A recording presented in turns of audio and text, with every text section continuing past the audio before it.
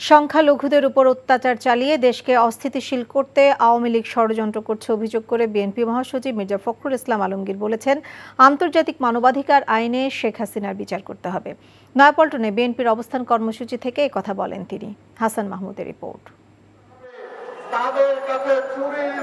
সাবেক প্রধানমন্ত্রী শেখ হাসিনা ও তার সরকারের মন্ত্রীদের বিচারের দাবিতে সারা দেশে বিএনপির ডাকা 2 দিনের কর্মসূচির শেষ দিনে নয়াপল্টনের কার্যালয়ের সামনে এই অবস্থান। বিএনপি মহাসচিব মির্জা ফখরুল ইসলাম আলমগীর বলেন, ছাত্র জনতার গণবিপ্লবের মধ্য দিয়ে শেখ হাসিনা সরকারের দম্ভ আর স্বৈরশাসনের পতন হয়েছে। এখন তাকে হত্যা, গুম আর দুর্নীতির জন্য বিচারের মুখোমুখি করতে হবে।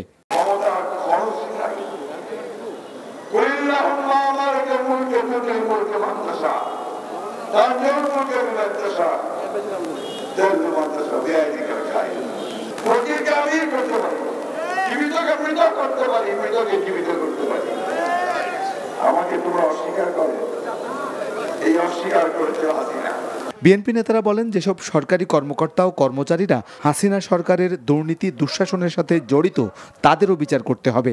নেতাকর্মীদেরকে ধৈর্য ধরে গণতান্ত্রিক আন্দোলনে কোনো ধরনের বিশৃঙ্খলা ঘটতে না দিয়ে শান্ত থাকার আহ্বান জানান নেতারা।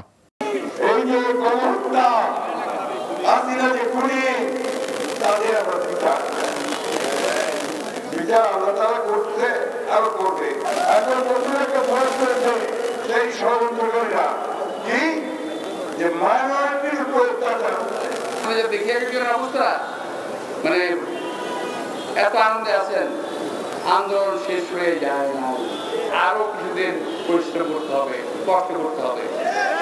এটা একটু মাথায় রাখবেন, নিজের দল সুসংগঠিত রাখবেন, সুন্দর রাখবেন, সুশৃঙ্খল রাখবেন। ছাত্র জনতার গণ অভ্যুত্থানের সময় কাকরাইল এলাকায় পুলিশের গুলিতে প্রাণ দেয়া রিকশা চালক কালামের পরিবারের সদস্যদের দেখতে যান বিএনপি নেতারা।